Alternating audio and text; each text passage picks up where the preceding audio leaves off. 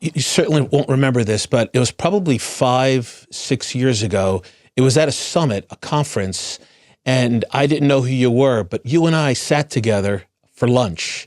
And yeah, we were like talking. I said, "Hey, what do you do?" And you told me that you were an exorcist. And at the time, I was very intrigued. I never really knew any exorcists, and I was asking you all kinds of questions. And you brought that up, Father. You had said to me that the saints engage, and you told me the story that you told me the story that Saint Padre Pio would show up. And also St. John Paul. And I said, and I asked you, well, Father, what are they doing? And you had said to me that, I said, because I was so intrigued, so like, wow, it was all clicking for me at that time. And you had said, well, St. Padre Pio is like, he's brawling, he's fighting with these demons as he did in his life. And you said, I said, you're kidding me. No, he's in there. Like he's, and I said, no, and St. John Paul is our patron saint here at Array of Hope. And I said, well, what is St. John Paul doing? Like, what is he? And you told me, and I was so moved. He says, he's just praying. He's just there praying. Yeah. And I've told that story to many people, and I don't know, you probably won't remember our conversation, but do you remember that kind of discussion? Yeah. John Paul II is, the thing that we tend to surmise is that he's there to comfort the individual who's afflicted. And he's actually appeared twice in the caseload that I've actually had. Padre Pio appears a lot more, only because and a lot of exorcists say the same thing, that he tends to be. Obviously, the one that appears the most is usually Our Lady, but you get it. I mean, St. Joseph, St. Joan of Arc, we've had the whole gamut kind of show up in relationship to this. And usually it's because there is something in the case that pertains to the saint that's involved. So in the case of when John Paul II would show up, it's because those cases involved some aspect of the life of the church in some fashion. And so that was the reason that's what we surmise is the reason he was actually showing up. Padre Pio, just as I mentioned, he's kind of all over the place. And Our Lady is, she's always crushing her head, so she shows up quite a bit. But and St. Joseph, actually, when he showed up, it was to terrorize the demon. Literally, this demon would just be terrorized every time when he showed up. And so this was because he's a terror of demons, right? And so this is so you would actually see this, and that was again, it's towards the end. That's actually one of the indicators. You're getting close to liberation when the saints start showing up with a certain kind of a frequency or a certain kind of intensity. And then I even asked you at that time, well, so how do you know that they're there? Like, how do you identify which saint is there? And you had said to me that usually the demon will say things that was only pertinent to that saint that you might recognize that most people. So maybe you can elaborate on that point. Yeah, so there's two ways. One is either the demon will reveal it, he'll talk about it.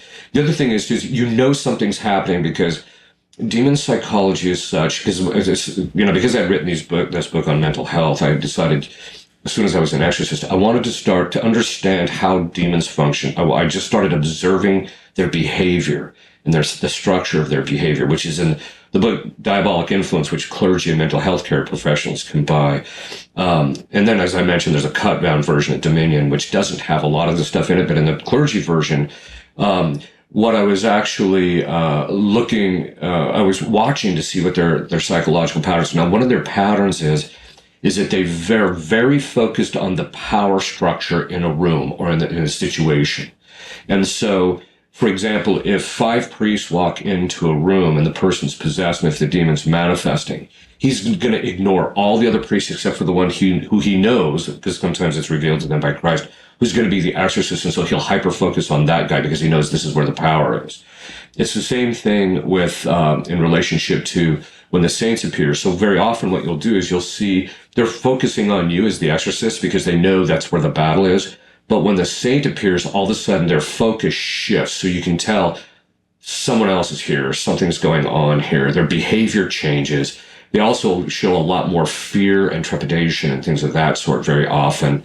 And so there's a shift that actually happens. And sometimes they'll talk. There's an interchange that you won't hear the saint side, but you hear the demon talking in relationship to it. But then the other way that it usually very often happens is that the person, as I mentioned themselves, what happens is when people are possessed, the demon will afflict the thoughts of the individual. Now, there's a philosophical principle that the cause is always some way in the effect. And so the person who's afflicted can very often tell you certain personality characteristics of the demon based upon the nature of their affliction. And so you can get a sense of who the guy is. And sometimes you can tell pretty much, if you have a lot of experience with a particular demon, you can pretty much pick him up right off the bat. But the demon will actually keep his thoughts isolated from the individual, even though he's trying to put certain things in there. So that person doesn't see the thoughts of the demon. They just experience it on their side. But during sessions when it becomes particularly intense, or when the demon is, the level of affliction or the level of pain that the demon is in reaches a certain threshold, his ability to keep that psychological separation breaks down. And so the person who's possessed will actually see the thoughts of the actual demon that they're dealing with. And so when the saints appears, what happens is a lot of times, now we're not sure if Christ causes this imaginative vision, or if the demon's causing it, or if it's just a breakdown, as I just mentioned, so that they're just seeing what the demon sees.